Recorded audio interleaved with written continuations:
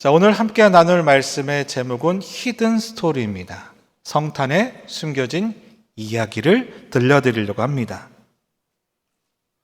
우리가 이제 뭔가 드러난 이야기를 하면 별로 관심이 가지 않지만 어떤 숨겨진 히든 스토리를 또 비하인드 스토리를 들으려고 하면 굉장히 귀가 쫑긋해지죠.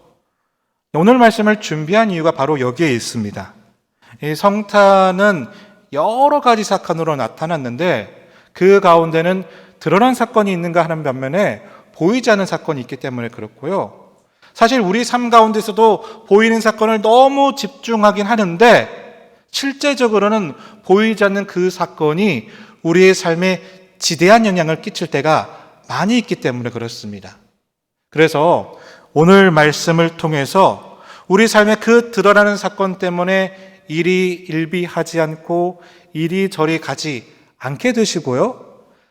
하나님께서 나를 위해서 일하시는 그 숨겨진 사건을 통해 그렇다면 내가 내 인생길을 어떻게 가야 되는지를 온전하게 분별할 수 있는 우리 사랑하는 믿음의 동역자분들이 되시기를 주님의 이름으로 간절히 축복합니다. 그래서 먼저 첫 번째로 그 숨은 사건이 무엇인가를 이 시간 한번 살펴보기를 원하는데요. 오늘 보면 1절 말씀인데 우리 1절 말씀을 다 같이 한번 읽어보겠습니다. 자, 준비 시작.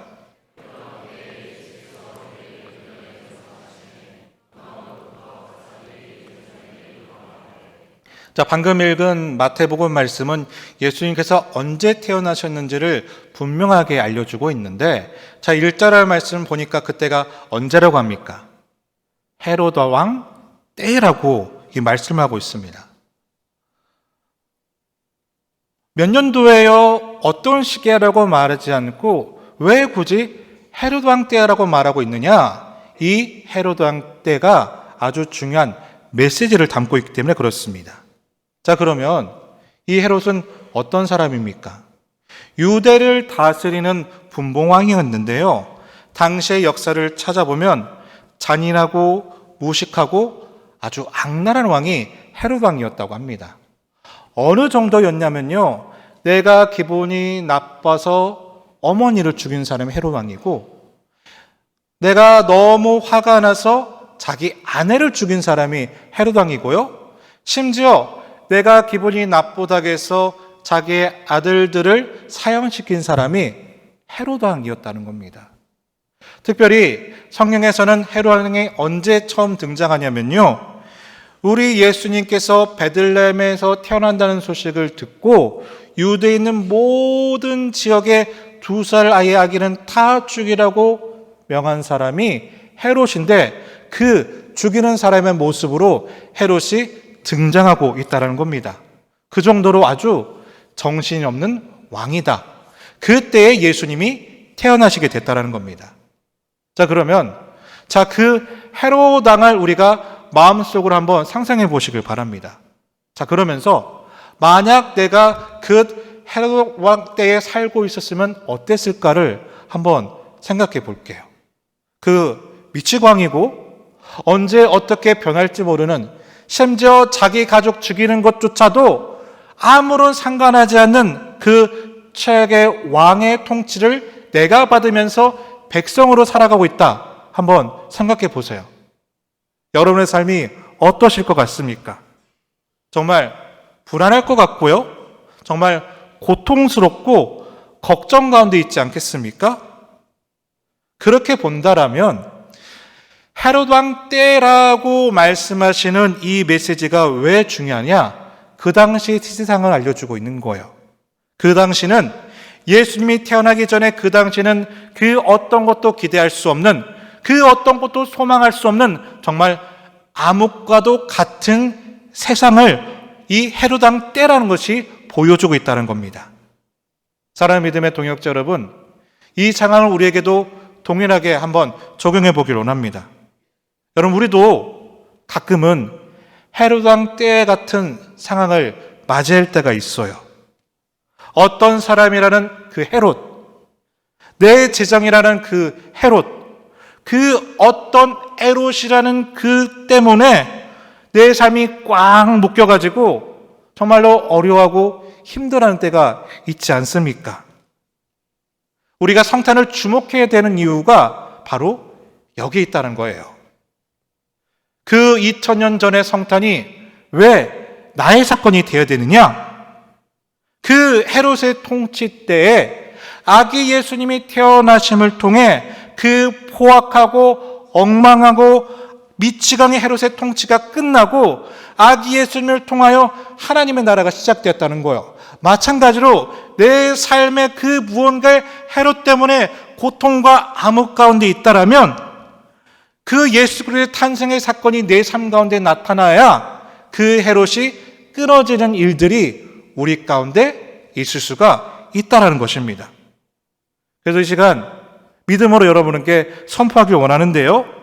사랑하는 믿음의 동역자 여러분, 혹시 그 무언가의 헤롯, 어떤 관계의 헤롯, 어떤 미래에 대한 헤롯, 어떤 재정의 헤롯, 그 어떤 헤롯이 지금 예배드리고 있는 그 순간조차도, 지금 순간조차도 나를 힘들게 하고 이 예배에 집중하지 못하게 하는 그 무언가가 있다면 이 시간 선포하기를 원합니다. 아기 예수님이 오신 그 성탄의 사건을 통하여 우리가 그 헤롯으로부터 자유함을 얻을 수 있는 우리 사랑하는 믿음의 동역자분들이 되시기를 주님의 이름으로 간절히 축복합니다. 그게 바로 성탄이라는 겁니다. 자, 그렇다면 두 번째로 살펴보고 싶은 것이 있는데요. 그 예수님의 나심의 사건이 그렇다면 내 사건이 되기 위해서는 무엇이 필요할까? 그게 뭐냐 하면요, 주님께서 나를 위하여 일하심을 믿어야 됩니다. 무엇이 필요하다고요? 믿음이 필요하다는 겁니다. 우리 한번 외쳐보겠습니다. 믿음이 필요합니다. 믿음이 필요합니다. 우리 자아분들에게 이렇게 선포하기로 합니다. 믿음으로 승리합시다. 한번 외쳐보겠습니다. 예, 믿음으로 승리해야 된다는 겁니다. 왜냐하면요, 그 당시에는 헤롯이 엄연히 왕이에요. 그런데 하나님 나라를 선포하려는 아기 예수님 말구육 가운데 아주 비천한 모습으로 나타났다는 거예요. 그러면 그 비천하고 아기 예수님이 어떻게 그 포악하고 미칭하게 헤롯의 통치를 끝내고 하나님 나라로 이끌 수 있겠느냐? 이성적으로 우리 생각으로는 불가능해 보인다는 거예요. 그래서 하나님께서 우리에게 일하시는 사건은 어떻게 해석해야 되느냐? 그 능력을 보고 해석하는 것이 아니라 믿음으로 봐야 된다는 겁니다. 내 삶 가운데서도 아기 예수님의 태어나심을 선포함을 통해 내 삶의 그 어떤 헤롯을 끌어내기 위해서는요, 아기 예수님이 내 삶 가운데 오셔서 하나님 나라를 이끄실 것을 무엇으로 믿어야 된다? 믿음으로 고백할 수 있는 여러분이 될 수 있어야 된다는 거예요. 자, 이걸 증거하고 있는 말씀이 있는데 넘어가서 누가복음 2장 1절을 보면 이렇게 고백을 하고 있어요. 우리 1절의 말씀을 같이 한번 읽어보겠습니다. 준비 시작.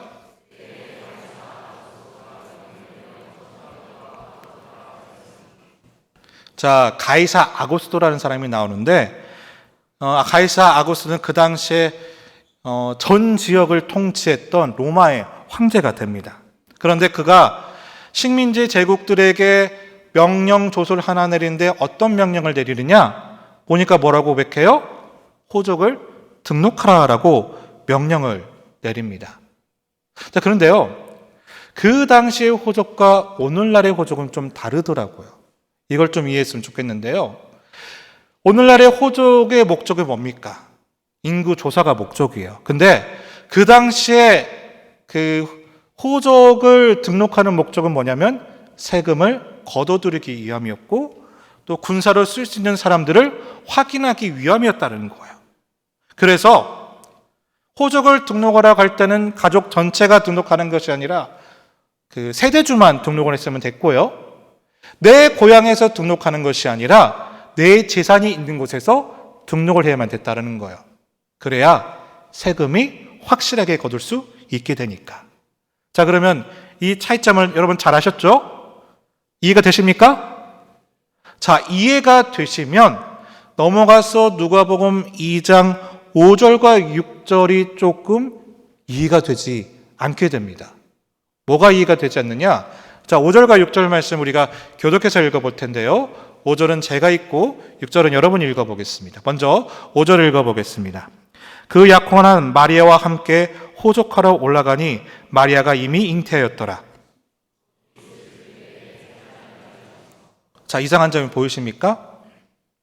호적을 하러 가려면 세대주만 가면 됐는데 지금 요셉은 누구와 함께 갑니까? 마리아와 함께 가요. 근데 어디까지 가죠? 자기의 재산이 있는 베들레헴까지 가요. 근데 고향 갈릴리 나사렛에서 베들레헴까지는 약 170km가 되는 거예요. 그리고 마리아는 당시 아기 예수님을 낳기 얼마 안 물 정도로 만삭일 때였거든요. 배가 이만큼 나와 있는데 남편과 함께 호적을 등록하러 저 170km를 같이 걸어가야 된다? 산모 입장에서는 버거운 일이고요. 혹시나 그 가운데 아이가 태어나게 되면 위험한 일이 된다라는 거예요. 근데 왜 요셉은 혼자 가도 되는 그 길을 만삭인 아내, 배가 이만큼 불러오는 아내를 데리고 그 위험한 일을 자초했을까? 이게 이해가 되지 않는다는 거예요. 여러분 왜 그랬을까요? 이유가 있습니다. 그 아내 마리아가 혼자 있는 것보다 함께 가는 것이 더 안전하기 때문이에요. 뭐라고요? 혼자 있는 것보다 함께 170km를 가는 것이 더 안전하기 때문이라는 거예요. 여러분 그 당시에는 혼전 임신이 엄청난 큰 죄였습니다. 자, 그런 아내 마리아를 놔두고 남편인 요셉이 베들레헴으로 가면 어떤 일이 벌어질 수 있을까요? 자, 그 당시에 혼전 임신은 돌로 쳐 죽일 텐데 남편이 없이 배가 뿔룩 나온 이 산모 마리아가 이런저런 일을 하다가 혼인도 하지 않았는데 임신한 것이 밝혀지기는 어떻게 될까요? 뿐만 아니라 남편이 없을 때 갑작스럽게 출산을 하게 되면 어떤 일이 생기겠습니까? 정말로 위험할 수밖에 없는, 정말로 상상도 안 되는 일들이 생길 수밖에 없다는 거예요. 그래서 이 마리아를 데리고 가게 되는데 저는 또 이런 생각도 해보게 돼요. 찰떡하니 잘 됐다. 그 당시에는 동네 사람들끼리 비밀이 없잖아요. 요즘은 요즘 이사철이니까 누가 와도 서로 인기척이 없으면 그 사람이 어떻게 사는지, 가족이 어떻게 사는지 우리 모르잖아요. 근데 그 당시에는 어떻습니까? 이웃 사람의 자식이 몇 명이고 어떤 일을 하고 있고 그 집에 숟가락이 몇 개고 젓가락이 몇 개인지를 다 공유하는 세상이었잖아요. 자, 그런 상황 가운데 이 마리아 혼자 임신했다는 소식을 가리기가 어려웠겠죠. 그러면 차라리 다른 곳에 가서 아이를 낳으면 좋겠잖아요. 하지만 마을 사람들에게 이걸 설명할 수 있는 명분이 없는 거예요. 왜 갑자기 이사를 가려느냐? 왜 갑자기 어디를 가려느냐? 근데 이 상황 가운데서 기적과 같은 일이 생겼다. 어떤 일이 생겼죠? 이 가이사 아구스토가 호적하라고 명령을 내린 겁니다. 그래서 이 요셉과 마리아는 다른 지역에 갈 수 있는 명분이 생겼고 또 거기서 아이를 낳을 수 있었다는 겁니다. 누구 때문이라고요? 가이사 아구스토 때문에. 가이사 아구스토는 다른 목적이 있었어요. 내 힘을 기르고자, 세금을 걷고자 마음대로 명령을 내리고 호적을 명하라고 했는데 그 호적을 명한 것 때문에 이 요셉과 마리아는 무엇을 할 수 있었다? 베들레헴에 가서 안전하게 보호를 받으면서 아이를 낳을 수가 있게 되었다는 겁니다. 게다가 마태복음 2장 5절과 6절은 이렇게 또한 말씀하고 있습니다. 이 말씀도 교독해서 읽어보겠습니다. 먼저 5절 말씀 읽어보겠습니다. 이르되 유대 베들레헴이오니 이는 선지자로 이렇게 기록된 바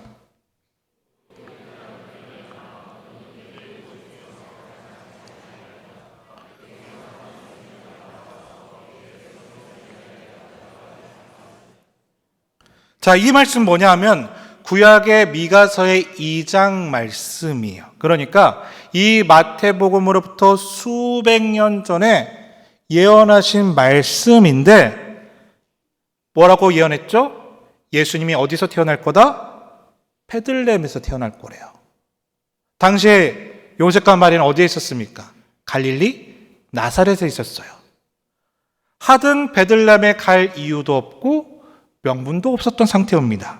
그런데 지금 요셉과 마리아는 어디를 향해 가고 있다고요? 베들레헴으로 가고 있어요. 그래서 누구를 낳습니까? 아기 예수님을 낳게 돼요. 다시 말해서 미가서의 수백 년 전의 말씀의 예언이 성취가 되었다는 겁니다. 네, 여러분, 드러나는 사건은 가이사 아구스토가 통치를 하기 위해서 호적을 명하라고 했어요. 하지만 그 가운데 드러나지 않은 사건은 뭐였다? 아기 예수님이 베들레헴에서 안전하게 보호를 받으며 태어날 수 있는 하나님의 보호하심의 사건이었고요. 그 수백 년 전의 예언의 말씀이 그대로 성취되도록 돕는 통로가 되었다는 겁니다. 그 가이사 아구스토의 엉망인 정치가 사실은 하나님의 일하심의 방법으로 쓰임받게 되었다는 겁니다. 보이는 사건은 뭐 저 따위 왕이 다 있어라는 평가인데 보이지 않는 사건은 뭐냐? 요셉과 마리아를 보호하는 사건이었고 그 구약의 예언의 말씀을 성취하는 사건이 되었다는 것입니다. 사랑하는 믿음의 동역자 여러분, 그럼 주님께서는 오늘날에도 동일하게 나를 위해서 그렇게 일하실 것입니다. 혹시 어려운 상황도 있으신지요? 저 험난한 170km의 상황에 광야를 건너가야 되는 그 산악길을 올라가야 되는 그 험난한 인생의 여정에 있는 분이 계십니까? 여러분, 그 내 삶의 상황 가운데서도 베들레헴으로 인도하시는 그 하나님의 일하심의 손길을 발견할 수 있는 여러분들이 되시기를 주님의 이름으로 간절히 축복합니다. 더불어 여러분에게 주시는 말씀이 있다라면 오늘 말씀을 통해 선포합니다. 반드시 응하게 될 것입니다. 미가서의 그 말씀이 마태복음에서 응답되었듯이 하나님께서 나에게 주시는 말씀이 있다라면요, 여러분의 최선의 때에 분명히 필요한 때에 즉시 응답될 수 있는 그 은혜가 우리 사랑하는 믿음의 동역자분들의 삶 가운데 있게 되시기를 주님의 이름으로 간절히 축복합니다. 자, 마지막 세 번째로 살펴보고자 하는 끝까지 일하시는 하나님의 숨겨진 사건을 우리가 또한 살펴보기 원합니다. 자, 이래서요, 예수님이 태어나게 됐어요. 하지만 태어난 것으로 끝이 나지 않습니다. 또 하나의 숙제가 요셉과 마리에게 남겨져 있는데, 자, 그 숙제는 뭐냐? 아이가 출산했으니까 이제는 어디로 돌아와야 돼요? 집으로 돌아오게 돼야죠. 하지만 여러분, 고향 갈릴리 나사렛으로 돌아오게 되면 어떤 일이 생기는 겁니까? 그동안 했던 일들이 다 무용지물이 되는 겁니다. 10개월 동안 숨겼던 것도 다 헛수고가 되고요. 만석이 돼서 저 170km까지 걸었던 그 모든 것들도 다 헛수고가 되는 거예요. 그 모든 일들이 헛수고가 되지 않으려면 이 예수님이 혼전 임신해서 태어나지 않았다라는 것을 숨길 수 있는 어떤 일이 필요합니다. 나사렛에 가지 않을 어떤 명분이 필요하고 어떤 합당한 길이 열려야 되는데 오늘 말씀은 이렇게 표현을 합니다. 자, 2절과 3절인데요. 교독해서 읽어보도록 하겠습니다. 2절은 제가 먼저 읽어보겠습니다. 유대인의 왕으로 나신 이가 어디 계시냐? 우리가 동방에서 그의 별을 보고 그에게 경배하러 왔노라 하니. 자, 이어서 어떤 사건이 펼쳐집니까? 저 동방 박사들이 누구를 찾아옵니까? 헤롯을 찾아와요. 그러니까 저 별을 보고 메시아가 태어난 곳을 계속해서 이동하다가 지금 누구를 만나러 갔다? 헤롯 왕을 만나러 갔다는 겁니다. 그러니까 정말 바보 같은 동방박사들이에요. 조금만 생각을 했다라면 이 헤롯은 예수님과 정적이죠. 왜냐? 예수님은 이 헤롯을 패하고 하나님 나라를 선포하러 왔기 때문에 조금만 고민을 했다라면 헤롯상을 만나지 말고 바로 아기 예수님을 찾으러 갔을 텐데, 그러지 않을 통해 어떤 일이 생기게 됩니까? 그 소식을 헤롯이 듣고 미쳐버린 일이 생겨요. 미쳐버리니까 어떤 일이 생깁니까? 안 되겠다. 여기 이스라엘 경내에 2살 아이, 태어난 아이들은 다 죽이려 가는 비참한 일들이 일어나게 되었다는 겁니다. 그리고 실제적으로 저 베들레헴의 2살 이하의 아기들은 이 헤롯의 명예에 의해서 끔찍하게 죽는 사건이 그 시대에 생기게 되었다는 거예요. 자, 그러면 그 명령이 내려지게 되었을 때 아이를 가진 부모님들은 들었겠죠? 들으면 어떻게 됩니까? 도망가야 되고 피해야 됩니다. 그 아이를 알고 있는 가족들은 어떻게 됩니까? 도망가. 또 이렇게 걸리면 너 아기 죽는다. 빨리 어딘가를 피신해라. 도망가라라고 얘기하지 않겠어요? 그러면 요셉과 마리아에게는 어떤 명분이 생기는 겁니까? 고향 땅에 내려가지도 않을 합당한 이유와 명분이 생긴 겁니다. 눈으로 보기에는 헤롯이 아이를 죽이려고 하는 그 미치광이를 행한 것이지만 보이지 않는 사건은 뭐예요? 이 아버지, 어머니 요셉과 마리아가 다른 곳에 가서 아이를 장성하게 키움으로 말미암아 다시 고향 땅으로 돌아갔을 때는 이 아이가 언제 생긴 거야 라고 말하지 않을 정도로 장성해서 돌아갈 수 있는 그 합당한 길이 열리게 되었다는 겁니다. 그래서 그 헤롯의 압박을 피하여 애굽에서 아기 예수님은 장성왕의 자리에서 다시 고향 땅 나사렛에 돌아가게 되고, 그 어떤 동네 사람도 그 헤롯의 명을 알고 있었기 때문에 이 아기 예수님이 언제 태어났는지를, 어떻게 태어났는지를 질문하지 않아도, 의심하지 않아도 될 수 있을 정도로 하나님은 세심하게 헤롯의 그 사건을 통해 예수님을 보호하시고 계셨다는 것입니다. 여러분, 이것이요, 끝까지 일하시는, 보이지 않는 하나님의 일하심이라는 겁니다. 말씀을 맺겠습니다. 사랑하는 믿음의 동역자 여러분, 그러기에 보이는 사건으로 하나님의 일하심을 의심하지 마시길 바랍니다. 끝까지 일하시는 그 하나님의 일하심을 기대하며 소망할 수 있는 여러분들이 되시기를 주님의 이름으로 간절히 축복합니다. 저 갈릴리 나사렛에서 베들레헴으로 옮기신 하나님, 저 베들레헴에서 애굽으로 피신시킨 하나님, 예수님이 다 자란 후에 다시 고향 땅 나사렛으로 옮기게 하신 하나님. 보이는 사건은요, 내 마음대로 되지 않고 자꾸만 일이 꼬여가고 내 소망대로 되지 않는 것처럼 보이지만, 보이지 않는 하나님의 일하심은 무엇입니까? 아기 예수님이 온전하게 태어나기 위한 하나님의 보호하심이 있었고, 저 구약의 몇백 년 전에 미가에서의 말씀이 성취되게 하시는 하나님의 일하심이 있었다는 겁니다.